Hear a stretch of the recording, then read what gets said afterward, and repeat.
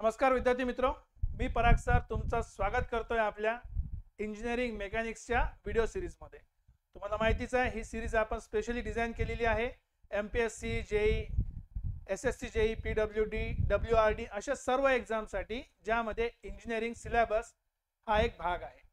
यामध्ये आपण सर्व प्रकारचे पीवायक्यूज क्वेश्चन कव्हर अप करतोच आहे आणि मॅक्सिमम कन्सेप्ट आणि पॉसिबल येणारे क्वेश्चन कन्सेप्च्युअल ते पण आपण क्लासमध्येच कव्हर करतोय।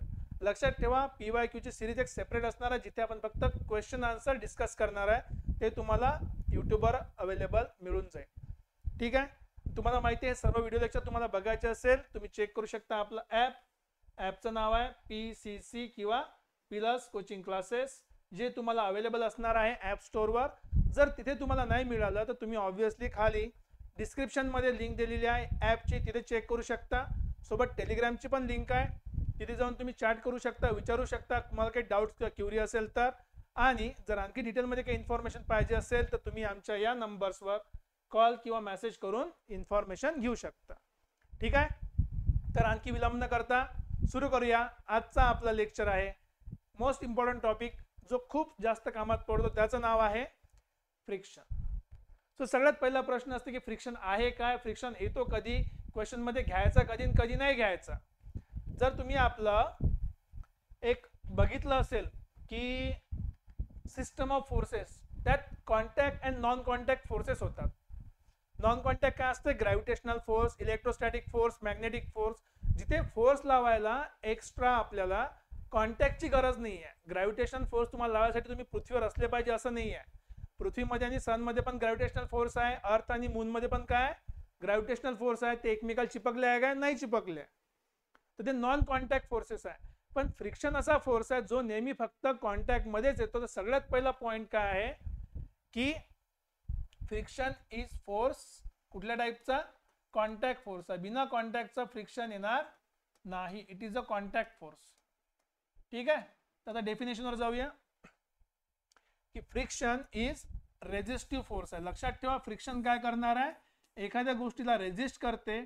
जर एखादी गोष्ट रेजिस्ट करताय म्हणजे तो ओरिजिनल गोष्टीच्या कुठल्या डायरेक्शन असणार आहे, अपोज करणार आहे। अपोज म्हणजे काय, अपोजिट डायरेक्शन लागणारी गोष्ट आहे, त्याला आपण म्हणतो friction. It opposes the relative motion. बघा काय म्हणते, रिलेटिव्ह मोशन। उदाहरणार्थ समजा, उदाहरणार्थ तसे बघून घ्या, का बर्फ आहे, एक गाडी आहे, एक गाडी समोर चालली तर गाडीला समोर जाण्यापासून काय करावं लागते, थांबवायचं काम काय, फ्रिक्शनचं आहे। तर फ्रिक्शन काय करायला पाहिजे, याला थांबवायला पाहिजे। पण फ्रिक्शन लागणार कुठे आहे, कॉन्टॅक्ट सरफेसवर। कुठला कॉन्टॅक्ट सरफेस, हा कॉन्टॅक्ट सरफेस आहे। तर हा आपला फोर्स काय, दिस इज अवर फ्रिक्शन फोर्स। तो अपोज करते कशाला, दोन सरफेस मधला मोशनला, त्याला आपण काय म्हणतो, फ्रिक्शन। आणखी सिंपलचं एक्झाम्पल आहे, इट टेंडन्सी जी असेल मोशनची सरफेसची, त्याला आपण अपोज करते। टेंडन्सी म्हणजे एक्झॅक्ट मूव्ह करण्याची गरज नाही, मूव्ह करायला पण नाही, अलाउज नाही करत, आळशी आहे एकदम, का बिलकुल हलू नको जागेवरून, त्याला आपण स्टॅटिक फ्रिक्शन म्हणतो। ते आपण शिकणार आहे हळूहळू। तर इट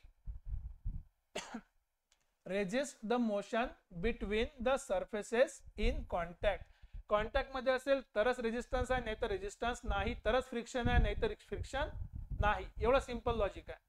तर जेव्हा कधी फ्रिक्शनचा विचार डोक्यात आला तर सगळ्यात पहिला प्रश्न काय आला पाहिजे की इथे सरफेसचा कॉन्टॅक्ट आहे का, ओके असेल तर फ्रिक्शन आहे, नसेल तर नाही। दॅट्स इट, सिंपल, एक्स्ट्रा काम नाही।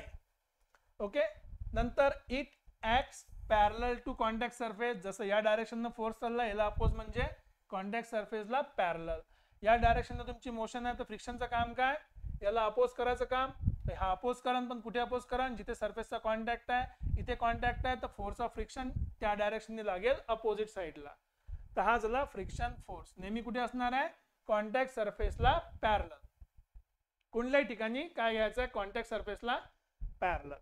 नेक्स्ट आहे opposite to the direction of motion. हे तुम्हाला ऑलरेडी सांगितलंय, रेजिस्ट फोर्स करते, रेजिस्ट करते कशाला, अपोजला। तर कशाला अपोज करणार आहे, तो मोशनला अपोज करणार आहे, म्हणून त्याची डायरेक्शन काय असणार आहे, डायरेक्शन जे आहे, डायरेक्शन अपोजिट टू मोशन। जी डायरेक्शन आहे ते अपोजिट टू मोशन आहे। बघा सगळं लॉजिक एक एक करून लागते। रेजिस्टिव्ह फोर्स आहे, रेजिस्ट करणार म्हणजे अपोज करणार कशाला, मोशनला, म्हणून ती डायरेक्शन काय अपोजिट टू मोशन आहे. कोणत्या ठिकाणी, कॉन्टॅक्ट फोर्स असल्यामुळे कॉन्टॅक्ट सरफेसवर, इथून रिलेट लावा इथे, कॉन्टॅक्ट फोर्स असल्यामुळे कॉन्टॅक्ट सरफेसवर तो काय करणार आहे, ऍक्ट करणार आहे. ठीक आहे, ओके.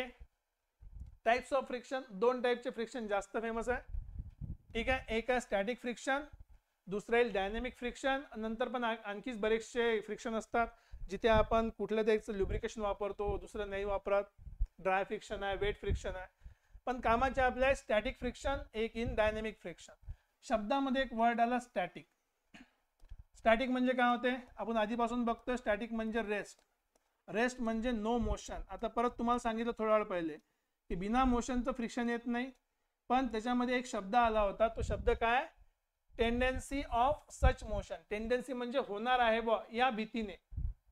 तर आता मोशन होणार आहे, झाली का अजून नाही, मोशन होणार आहे या भीतीने जो फ्रिक्शनल फोर्स तयार होतो त्याला आपण म्हणतो स्टॅटिक फ्रिक्शन. म्हणजे बघा, असा फोर्स जो रेजिस्ट करते कशाला, स्टार्ट ऑफ मोशनला. मोशन झाली का अजून there is no motion, sorry there is no motion, अजून काही मोशन झालेलं नाही आहे, पण मोशन होण्याच्या भीतीला थांबवणं म्हणजेच काय, स्टॅटिक फ्रिक्शन. कशामध्ये, ऑब्विसली बिटवीन टू सरफेस, कारण की हा कॉन्टॅक्ट टाइपचा फोर्स आहे. सगळ्यात सिंपल उदाहरण असेल तर तुम्हाला जर समजा एखादी गोष्ट धक्का मारायची असेल जागावरून, हा सरफेस आहे, तुम्ही याला पुश करताय, फोर्स लावलाय, काही थोडा धक्का लावला तर समोर सरकत नाही, एका टाइम पर्यंत ताकद वाढवत राहावं लागते. मग एक टाइम असा आहे की आपली ताकद जास्त वाढली की गोष्ट समोर सरकते. म्हणजे याचा अर्थ काय झाला की त्या फोर्स ए पर्यंत जो आपण फोर्स लावला तो काय केला, वाया गेला काय, नाही, त्याला रेजिस्ट केलं, त्याला अपोज केलं. कोणा, फ्रिक्शन ना. का बरं, त्याचं म्हणणं काय की मी याला पकडून ठेवतो, समोर जाऊ देत नाही. तर ज्या लिमिट पर्यंत फोर्स लावा लागला, समजा 1 नाही समोर गेला, 2 समोर नाही गेला, 3 न्यूटन नाही, 4, 5, 10, जसं 10 न्यूटनला पोहोचलो तेव्हा हा समोर सरकायला लागला. याचा अर्थ 10 न्यूटन त्याची लिमिट होती, 10 न्यूटनचा फोर्स लागला तर तो समोर जाईल, तेव्हापर्यंत थांबून ठेवतो. म्हणजे फ्रिक्शन फोर्स काय म्हणते की तू हिम्मत असेल तो 10 पर्यंत फोर्स लावून दाखव, तेव्हापर्यंत मी इकडे थांबून दाखवतो. हा फ्रिक्शन याला थांबून ठेवलं 10 पर्यंत. पण 10च्या वर जसा फोर्स लागला, फ्रिक्शन म्हटलं मेरे से नहीं होने वाला, हात वर केले, तुमचं मोशन सुरू झालं. तर मोशन सुरू व्हायच्या आधीपर्यंत जे रेजिस्टन्स आहे त्याला आपण काय म्हणतो, स्टॅटिक फ्रिक्शन. परत एकदा, मोशन सुरू होण्याच्या आधी जे फ्रिक्शन लागलं त्याला आपण काय म्हणतो, स्टॅटिक फ्रिक्शन. हे केव्हा असणार आहे, it exist only until motion begins. म्हणजे मोशन सुरू व्हायच्या आधी. ठीक आहे, ओके, नो प्रॉब्लेम. मराठीत लिहिलं, मोशन सुरू होण्याआधी.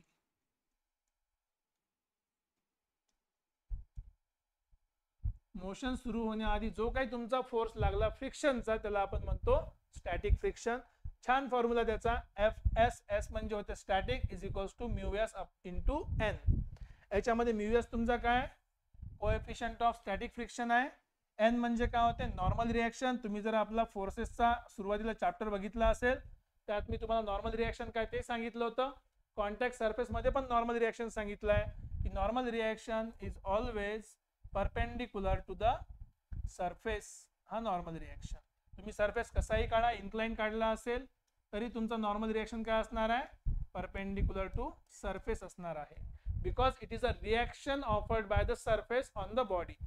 सो ते हमेशा काय असणार आहे, परपेंडिक्युलर टू सरफेस. ठीक आहे.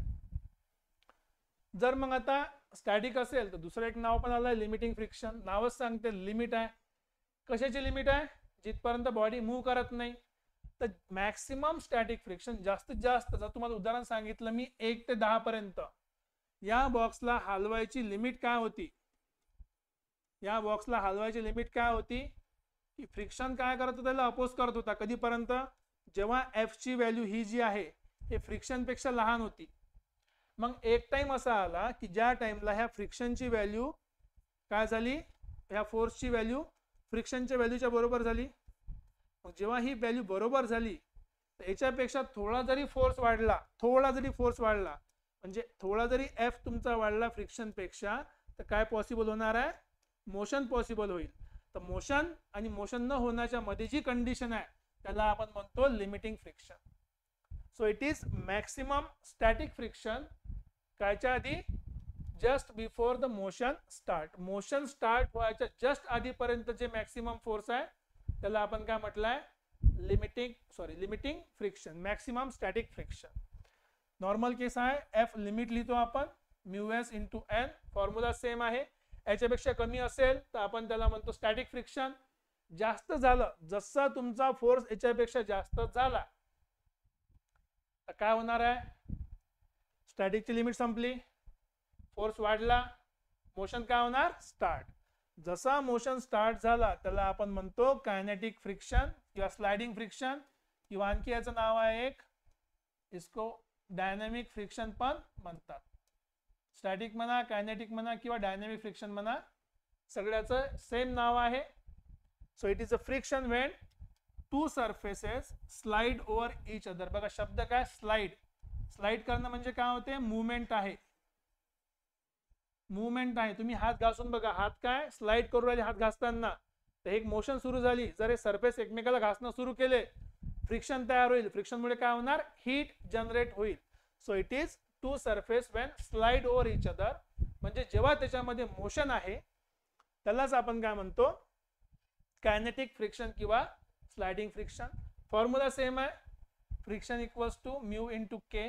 पण जे के आहे तो के डिनोट करते की कायनेटिक फ्रिक्शन आहे. जर फ्रिक्शन कायनेटिक असेल तर त्याचा कोएफिशियंट पण काय असणार आहे, कायनेटिक असणार आहे. It is the coefficient of kinetic friction. लक्षात ठेवा, हा पण फोर्स आहे, हा पण फोर्स आहे. जर तुम्हाला कोणी विचारलं की म्यू एस चं व्हॅल्यू किती आहे, युनिट काय असेल, तर लक्षात ठेवा फोर्स अपॉन फोर्स आहे. इट हॅज नो युनिट, याला कुठलं युनिट नाही आहे. हा पण फोर्स आहे, हा पण फोर्स आहे, तर force upon force, unit cancel. It is dimensionless quantity किंवा युनिटलेस. याला बेसिकली आपण डायमेन्शनलेस क्वांटिटी म्हणू शकतो, डायमेन्शनलेस क्वांटिटी. ठीक आहे, क्वेश्चन येऊ शकते. तुम्ही फ्लुइडच्या आपल्या व्हिडिओमध्ये बघितलं असेल, डायमेन्शनलेस क्वांटिटीवर बरेच क्वेश्चन आहे, त्याच्याशी कम्पेअर करू नका, याला पण विचारू शकतात. जनरल केसमध्ये स्टॅटिक फ्रिक्शन नेहमी जास्त असते, कारण की एखादी गोष्ट सुरुवातीला धक्का मारायला जास्त फोर्स लागतो, तर स्टॅटिक फ्रिक्शन नेहमी जास्त असते युजुअली कायनेटिक पेक्षा. So usually kinetic friction is less than static coefficient किंवा static coefficient is greater than kinetic coefficient of friction. Okay, आणखी नेक्स्ट आहे रोलिंग फ्रिक्शन. नाव सांगते रोलिंग, तर आता आपली मोशन काय असली पाहिजे, मोशन असली पाहिजे, रोलिंग मोशन असली पाहिजे. रोलिंग मोशनची खासियत काय, रोलिंग म्हणजे काय, गोल गोल फिरणं. म्हणजे तुम्ही काय केलं, हा रोड आहे, रोडवर तुमची गाडी चालली, समजा तर हे गाडी आहे, कुठल्या टाईपची गाडी आहे तर पाहून घ्या तुम्ही, कशी गाडी पाहिजे तुम्हाला. तर ओके ठीक आहे, ही आपली गाडी आहे समजा. ठीक आहे, हे त्याचे ऍक्सेलरेटर, इथं तुमचा लाईट आहे. ओके, गाडीला थोडं स्पोक पण काढून देऊ आपण, नो प्रॉब्लेम. आता ही तुमची गाडी आहे, गाडी चालली रस्त्यावरनं. रस्त्यावरून जेव्हा गाडी चालली तेव्हा तुमचा फक्त याचा जो चक्का आहे, त्या चक्क्याचा किंवा टायरचा एकच पॉइंट ऑफ कॉन्टॅक्ट असते. सरफेस सोबत तुमचा फक्त एकच पॉइंट ऑफ कॉन्टॅक्ट असते, आणि पॉइंट ऑफ कॉन्टॅक्ट स्लाइड करत नाही तर काय करते, रोल करते, गोल फिरते. तर जेव्हा रोल करते तेव्हा एरिया ऑफ कॉन्टॅक्ट कमी असल्यामुळे रेजिस्टन्स पण कमी असणार आहे. पण रोल करतो म्हणून जे फ्रिक्शन तयार होईल त्याला आपण काय म्हणणार आहे, रोलिंग फ्रिक्शन. कारण ते काय करताय, रोल करतोय, स्लाइड नाही करताय, हे रोल करतोय म्हणून याला म्हणतो आपण रोलिंग फ्रिक्शन. आणि एरिया ऑफ कॉन्टॅक्ट कमी आहे म्हणून फ्रिक्शन काय, खूप छोटा आहे. So it is much smaller than sliding friction, कारण लेस एरिया ऑफ कॉन्टॅक्ट. लक्षात ठेवा, less area of contact. Next काय म्हटलंय, when body rolls over a surface. एका सरफेसवर जेव्हा बॉडी रोल करते, बरेच एक्झाम्पल आहे तुमच्याकडे. कुठले एक्झाम्पल आहे, जर तुम्ही समजा एखाद्या गोष्टीवर असे, एखादी रॅम्प असेल, त्या रॅम्पवर समजा तुम्ही काय तसं एक लोडिंग करताय वस्तू, एक ड्रम असेल, तुम्ही या ड्रमला काय करता, इथे ड्रमला धक्का मारत मारत वर घेऊन जाता. ड्रम पण काय करणार आहे, स्लाइड करणार आहे काय, नाही, ड्रम पण काय करणार आहे, रोल करणार आहे. तर जेव्हा ड्रम रोल करेल ते पण वर जाईल, तर जो फ्रिक्शन येणार तो कसला राहणार आहे, रोलिंग फ्रिक्शन.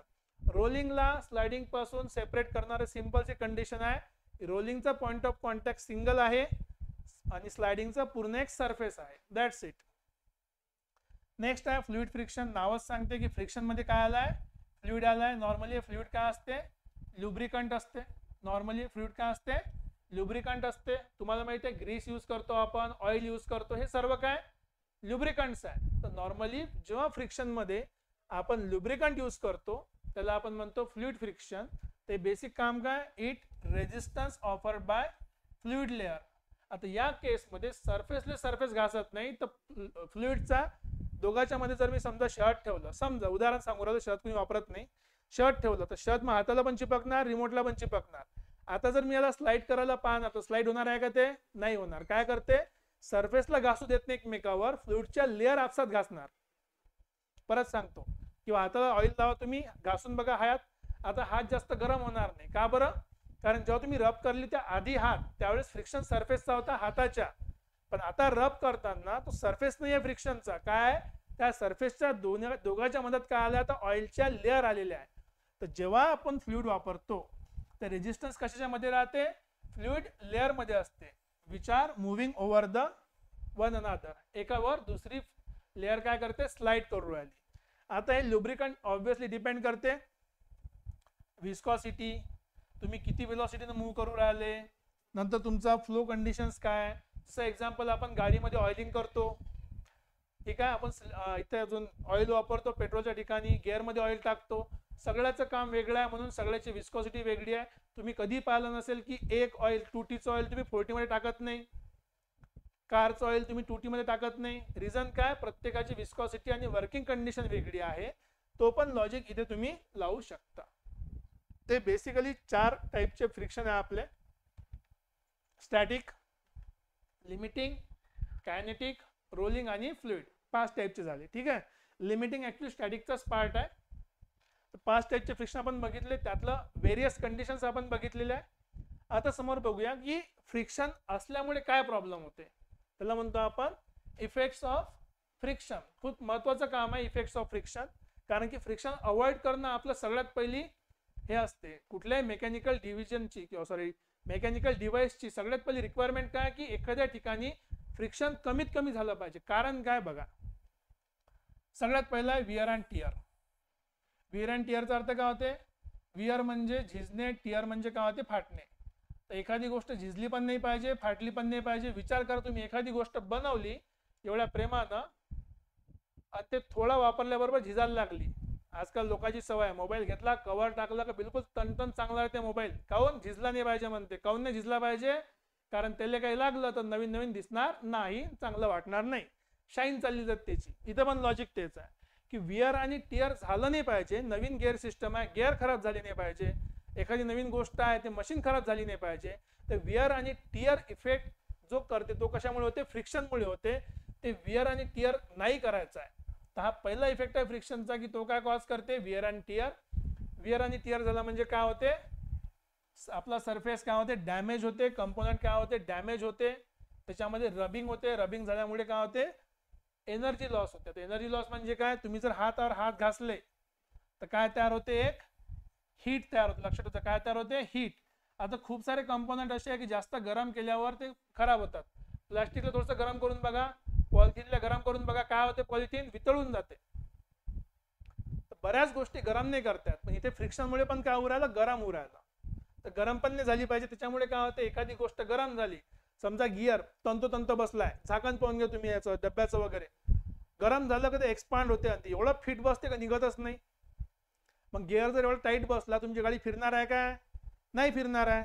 तर गिअर पण टाईट नाही बसला पाहिजे, कारण की टाईट बसायला तो एक्सपांड नाही झाला पाहिजे. एक्सपांड नाही झालं पाहिजे म्हणजे हीट तयार नाही झाली पाहिजे. तर हीट कमी करायला आपण काय टाकतो, फ्रिक्शन कमी करतो. आणि फ्रिक्शन कमी करायसाठी काय टाकतो आपण, दोघांच्या मध्ये ऑइल टाकतो. ऑइल काय करते, लिक्विड फ्रिक्शन तयार करते. त्याच्यामुळे काय होते, फ्लुइड फ्रिक्शनमुळे सरफेसवर सरफेस घासत नाही, हीट जनरेट होत नाही. हीट जनरेट झाली नाही तर एनर्जी लॉस होत नाही, एक्सपांड होत नाही, गिअर स्मूथली चालतात. हे सगळं लॉजिक कंटिन्युअसली एकाला लागून दुसरा असते. एक्झाम्पल पाहून घ्या, जसं बिअरिंग्स खराब होतात, गिअर खराब होते. तुम्ही बूटचे शूज सोल पाहिले असेल खाली, एका साईडने चालताना सोल खराब होऊन जातात, चपला खराब झालेल्या आहे. हे सगळे कशामुळे, फ्रिक्शनमुळे. आपल्या गाडीचे टायर पण काय होतात, खराब होतात. जर गाडीचे टायर खराब झालेच नसते कधी तर टायर बदलायची गरज नसती पडली, किती चांगलं झालं असतं. टायर्स खराब होतात, आजकाल नवीन सिमेंटच्या रोडने जास्त खराब होते. ट्रॅक्शन तर भेटते ऑब्विस आहे, पण खराब पण तेवढ्या लवकर होते कारण की कॉन्टॅक्ट सरफेस जास्त झाला. ठीक आहे. एनर्जी लॉसमुळे काय होते, मग एखादी एनर्जी लॉस झाली की आपली इफिशियन्सी काय होते, कमी होते. हा कॉन्सेप्ट सिंपल आहे. जर तुम्हाला 100 रुपये दिले आणि त्या 100 पैकी तुम्हाला 60 रुपयाचं काम होतं, त्या 60 पैकी तुमचे 20 रुपये कुठेतरी फालतू कामात वेस्ट गेले तर तुमची इफिशियन्सी 40 वरच येऊन गेली. तुम्ही ते काम नाही करू शकत जेवढे ॲझ्युम करून चालले होते. एक्झाम्पल, मशीनचे पार्ट काय होतात, इंटरनल फ्रिक्शनमुळे हीट होतात आणि त्याच्यामुळे लॉसेस होतात. ठीक आहे. नेक्स्ट आहे हीट जनरेशन, जे आपण पाहिलं ऑलरेडी की एखादी ठिकाणी जर हीट जनरेट झाली त्याच्यामुळे काय होते, मशीनचे पार्ट डॅमेज होऊ शकतात. हे पण तुम्हाला सांगितलं आहे की समजा काही ठिकाणी मशीनला धरून ठेवणारे पार्ट अशा मटेरियलचे बनले आहे की गरम झालं की वितळलं. बेस्ट एक्झाम्पल तुम्हाला माहित असेल, मोबाईल जळते. आता ते ऑब्विस आहे, ते फ्रिक्शननं जळत नाही, ते करंटच्या हीटमुळे जळते. पण हीट झाल्यामुळे काहीतरी वितळलं म्हणजे ते कंपोनंट यूज करायचा लायकीचा राहिला नाही. फ्यूज आहे आपला इलेक्ट्रिकचा, तो पण हीट झाला, वितळला, लाईट गेली. लॉजिक सांगू राहिलो, त्याचा फ्रिक्शनचा सध्या काही एवढा यूज नाही आहे. फ्रिक्शनमध्ये बाकीचे एक्झाम्पल आहे, पण तुम्हाला मशीनमध्ये घुसण्यापेक्षा आपण फक्त त्याचा इफेक्ट पाहू. इफेक्ट काय की हीट जनरेट होते, त्याच्यामुळे मशीनचे पार्ट काय होते, डॅमेज होते. दुसरं, एखादी गोष्ट गरम केली, जसं ऑइल गरम झालं काय होते, कमी पातळून जाते, उकळायला लागते. आता असं नको म्हणू की सर तेल गरम केलं का भजे तळा, ते नाही, कमी चिकट होते. चिकट कमी झालं म्हणजे काय, ल्युब्रिकेशन इफेक्ट कमी झाला. It reduces lubrication effectiveness. तर गरम झाल्याबरोबर ल्युब्रिकेशनचा इफेक्ट काय होते, कमी होते, तो वो भी नाही चलेगा. नंतर मटेरियल एक्सपांड होते. आता सांगितलं तुम्हाला, एखादी गोष्ट गरम केली मेटल, तर मेटल फुगते. फुगला म्हणजे गिअर जॅम होते, मग गाडी चालत नाही. लोक म्हणते असंच काही इंजनचा प्रॉब्लेम असेल, मशीनचा प्रॉब्लेम आहे. प्रॉब्लेम हीटमुळे पण होऊ शकते, म्हणून रेग्युलरली गाडीमध्ये ऑइल टाकत राहा. ठीक आहे. अजून एक महत्वाची गोष्ट, जर एखादी पार्ट खराब झाला तर आपलं कंटिन्यू काम काय, लगातार मेंटेनन्स करायचं. त्याला आपण आपल्या भाषेत काय म्हणतो, सर्व्हिसिंग करायला लागते. जर कंटिन्यू सर्व्हिसिंग करायला लागली म्हणजे आपला पार्ट लगातार का उरायला, खराब उरायला, तर कारण कोण आहे, आपणच कारण आहे त्याचे. तर पार्ट खराब झाला नाही पाहिजे, म्हणून जे खराब पार्ट झाले ते रिप्लेस करायला लागते, रिपेअर करायला लागते. याच्यामुळे काय होते, खर्च वाढते, तर कॉस्ट इन्क्रीज होते आपली, जे आपल्याला नाही पाहिजे. विचार करा, तुम्ही गाडी घेतली 50,000 रुपयांच्या, दुरुस्त करता करता खर्च वाढता वाढता 1 लाख रुपयाला काही कामात पडली आहे गाडी, काहीच कामात नाही पडली. So it increases down time. जेव्हापर्यंत मशीन रिपेअर होऊ राहिली तेव्हापर्यंत मशीन तर खाली पडली आहे, काही काम करू राहिली का, काहीच नाही. तुम्ही जर एखाद्या माणसाला कामाला सांगितलं आणि तो 10 घंट्यापैकी 8 घंटे झोपा काढत असेल, तर काही पगार त्याचा फायदा आहे का, काही फायदा नाही आहे. तो इन्क्रीजेस डाऊन टाइम. आणि काम वाढलं ना, मग जर मशीननं काम नाही केलं, ते काम दुसऱ्या मशीनकडून करावं लागेल, नाही तर टाइम वाढवा लागेल, म्हणजे ऑपरेशनची काय झाली, कॉस्ट वाढली. हे सगळे एवढे सारे इफेक्ट फक्त कशामुळे, फ्रिक्शनमुळे. तर फ्रिक्शन अवॉइड करायला पण बऱ्याच गोष्टी आहे, त्या आपण बघूया समोर. आधी आणखी गोष्टी बघून घ्या काय काय इफेक्ट होऊ शकते.